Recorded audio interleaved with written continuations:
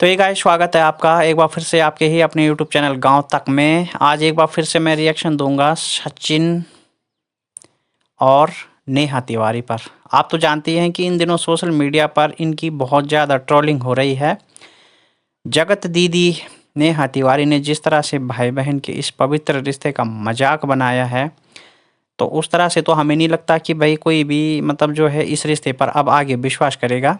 आप सोचिए कि इस तरह की आयरन लेडीज़ जिसको समाज में मानते हैं लोग, और जब ऐसी लेडीज़ का हकीकत मतलब लोग जानेंगे तो क्या इफ़ेक्ट पड़ेगा सोच पे, और क्या किसी ऐसी सिंगल मॉम को कभी जनता मतलब जो है एक्सेप्ट करेगी कि हाँ ये अपने सही उस पे चल रही है, सही उस पे चल रही है।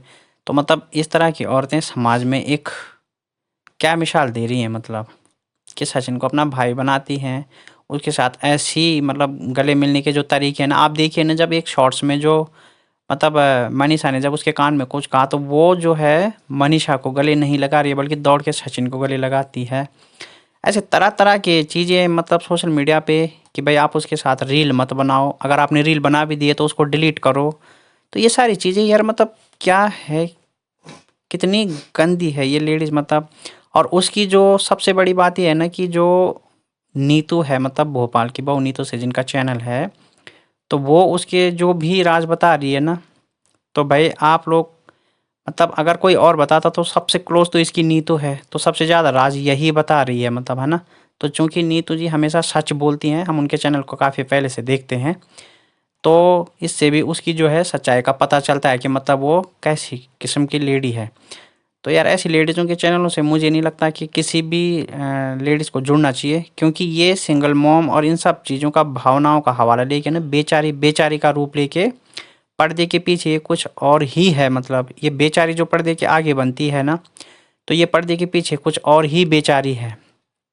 तो इस ऐसी बेचारियों से हमारे समाज को सावधान रहने की ज़रूरत है। और ऊपर से सचिन भाई साहब, आपने तो यार क्या ही किया, मतलब कि 1.5 साल तक पहले आपने रंगरलियाँ उड़ाई, और जब नेहा ने आपको लात मारी ना, तब जाके आप फिर से मनीषा का राग जाप रहे हो। ठीक है आपकी घरवाली है, मानता हूँ, लेकिन यार भाई साहब इसका मतलब ये भी नहीं है 1.5 साल तक कहाँ थे आप। 1.5 साल तक आपको याद क्यों नहीं आई कि भाई मनीषा के प्रति मेरी कुछ रिस्पॉन्सिबिलिटी है, और वो जो बोल रही है मुझे उस पर ध्यान देना चाहिए।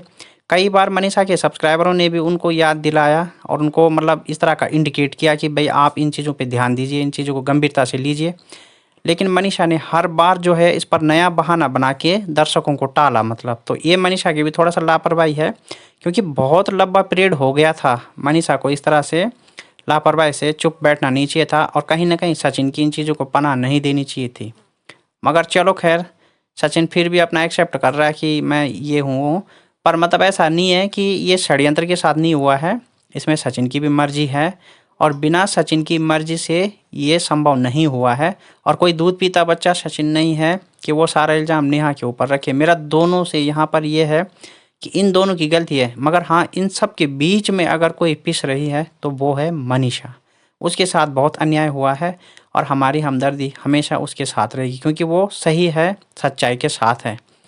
और एक वो है कौन जो हमेशा रिएक्शन देती है, टॉक विद अलका, जिसका चैनल है अलका जायसवाल फैमिली।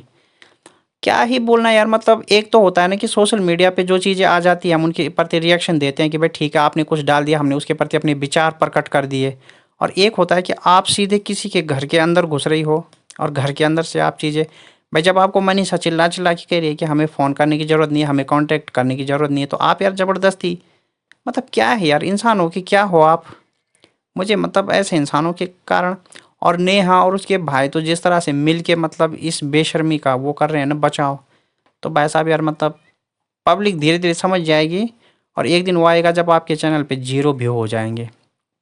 तो गाइज ऐसे चैनलों से मैं तो बस यही सलाह दूंगा आपको कि आपको बहुत दूर रहना है, बहुत ही दूर मतलब, क्योंकि इतने गंदे लोगों के चैनल को देख के ना समाज में यकीनन गंदगी बढ़ेगी, पर इससे जो है कोई भी अच्छाई का पैगाम नहीं। ये जो पर्दे के आगे बेचारे बेचारी भाई बहन, ये पर्दे के पीछे लैला मजनू हीर रांझा रोमियो जूलियट, पता नहीं क्या क्या इनके रोल होते हैं ना। पता नहीं क्या 7 अजूबे थे, पर ये तो न जाने कितने अजूबे इस 1.5 साल में खिला चुके होंगे। चलो खैर, ज़्यादा क्या बोलना, एक नए रिएक्शन के साथ कल मिलता हूँ। बहुत बहुत थैंक यू। तब तक के लिए इसको जो है वीडियो को ज़्यादा से ज़्यादा आप शेयर कीजिए, सब्सक्राइब कीजिए, लाइक कीजिए और कमेंट बॉक्स में अपनी राय ज़रूर लिखिए कि आप मनीषा के प्रति क्या सोचते हैं। क्या मनीषा को अगला स्टेप आपका मतलब जो मनीषा का अगला स्टेप होगा आपके हिसाब से वो क्या होना चाहिए? क्या मनीषा को सचिन मतलब मनीषा को सचिन को माफ़ कर देना चाहिए या फिर इसके सचिन को कोई सज़ा मिलनी चाहिए मनीषा की तरफ से? नेहा जो देगी वो तो चलो देगी, वो तो गद्दार है, क्या ही बोलना उसके लिए। लेकिन मनीषा का अगला स्टेप आपके हिसाब से क्या होना चाहिए? सचिन को माफ़ी मिलनी चाहिए या फिर उसके खिलाफ मनीषा कोई एक्शन लेगी? मतलब अपने हिसाब से, लीगली नहीं बोल रहा हूँ मैं, अपने हिसाब से। तो आप लोग कमेंट बॉक्स में ज़रूर